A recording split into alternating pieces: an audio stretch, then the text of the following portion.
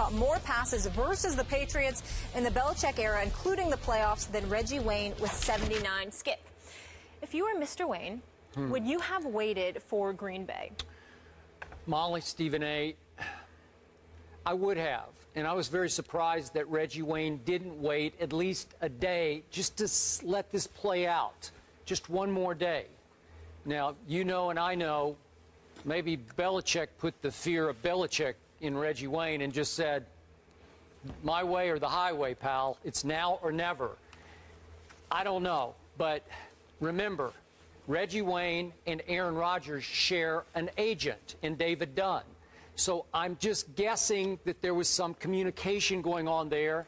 I'm guessing that Aaron Rodgers would have wanted Reggie Wayne. Who wouldn't want Reggie Wayne? Even at age 36, he's just such a good locker room presence. He's so smart. He's so stable, high character, good man, runs great routes. Who wouldn't want that as a quasi-replacement, even at age 36, for Jordy Nelson? So why wouldn't you just wait a day to see how Ted Thompson played this? Now, remember, Ted Thompson's reputation is he does not like to go outside and bring in free agents in desperate situations. He likes to build from within and stay the course with his draft picks. And I get that, and I respect the heck out of it.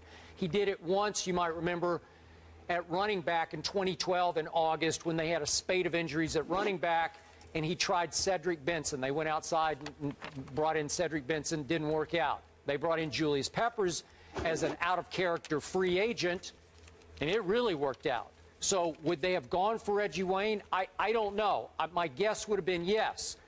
So if you're Reggie Wayne, would you rather play with Aaron Rodgers or with Tom Brady?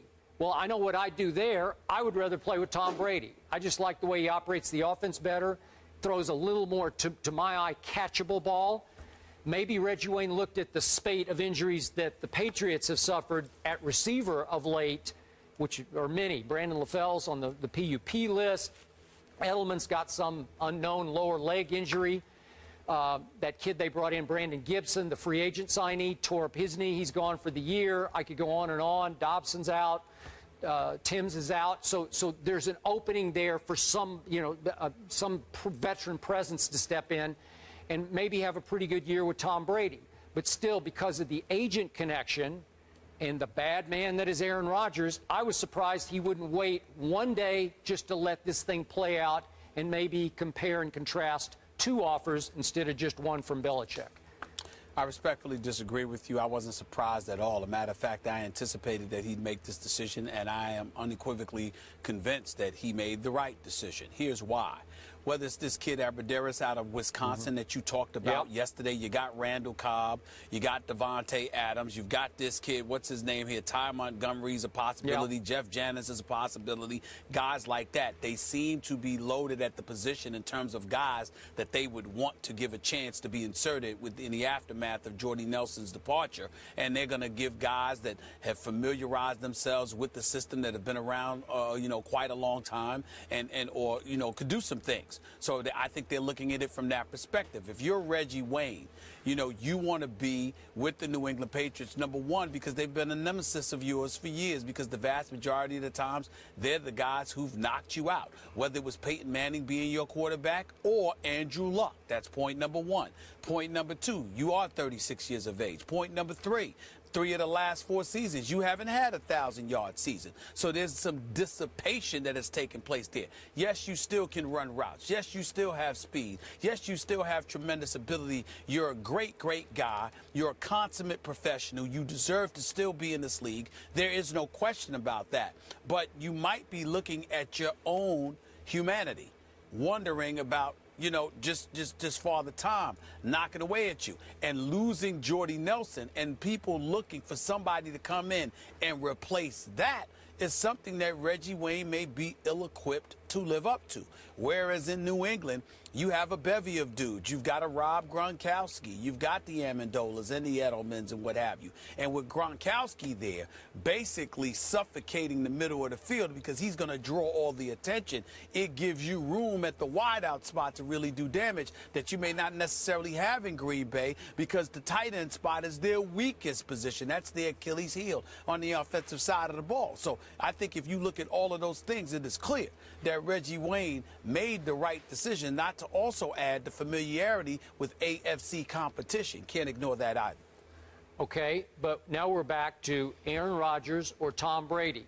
If you're Reggie Wayne, which quarterback would you rather play with? Tom Brady. Because that's the one I'm used to going up against that's repeatedly beat me.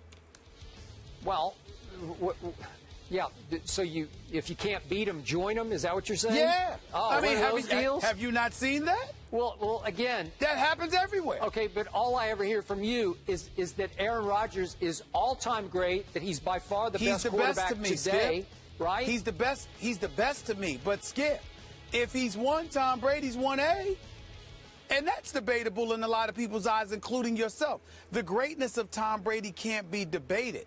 So if you combine that with the fact that this has been my nemesis for the vast majority of my career, playing within the same conference, understanding the greatness of a Bill Belichick and the New England Patriots and what they customarily put out on the field year in and year out, if I'm Reggie Wayne, that's the direction I may want to go in. If I'm Randy Moss, accustomed to playing in the AFC, there was no England, and I'm going by years of playing in Minnesota. If I'm a Des Bryant and I decide that, someday I'm getting out of Dallas and I'm going to be in the AFC. If I'm one of these guys from the NFC, rather, then, of course, I might look at Aaron Rodgers differently than I look at Tom Brady. What's the problem? I don't understand the difficulty in comprehending that.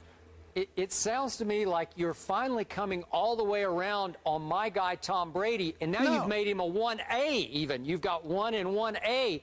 This is the guy you have. Once again, wait a second. Once again, you're just dishonest to the American you're public. Dishonest. You're just dishonest. Thank God you're not running for election. You'd be out of the race. They'd catch you in your lines. No, I they have would never catch you questioned the greatness of Tom Brady. I've never questioned the greatness of Tom Brady. I just said he ain't Aaron Rodgers. Wait a second. And I stand by that. Can I quote you on he tap dances more than the late, great Gregory Hines? So does Peyton Manning. That doesn't mean they're not great. That just means they tap dance very well. That's all. Oh, so you're talking about off the field, he actually can tap dance. Is that what you're talking about? No. I'm talking about in the pocket. Thank you. Well, you got to remember, Aaron Rodgers doesn't have to tap dance because he actually has the ability to run and scramble. Tom Brady doesn't do that. Peyton Manning doesn't do that. Okay. So they got to tap dance in the pocket. Aaron Rodgers does not have to do that because he has mobile skills that they don't have. Timeout. Is that not true? Is that not true? I think what's true is that you have ridiculed Tom Brady in the past as a dink and dunk artist who tap dances under pressure. The brother is big time. He's just no Aaron Rodgers. No one is. Aaron Rodgers is the best, man. Aaron Rodgers is the best. Okay, so to clarify, Stephen A., you think Wayne shouldn't have waited. He did the right thing playing with Brady. Skip, you would have waited maybe to see. And would you have gone Brady or would you have gone Rodgers? I'm Tom Brady all day. You're Team Brady. I like to catch those easy passes instead of those bullets. We're Team Brady for the dink and dunk right now. Yeah. Speaking of vets getting called up, we love you, Stephen A. Michael Vick hasn't been signed by any team this offseason, but that may change soon. We'll tell you which team is interested after the break. Plus, Hall of Famer Jerome Bettis, a.k.a. The Bus, joining the desk next.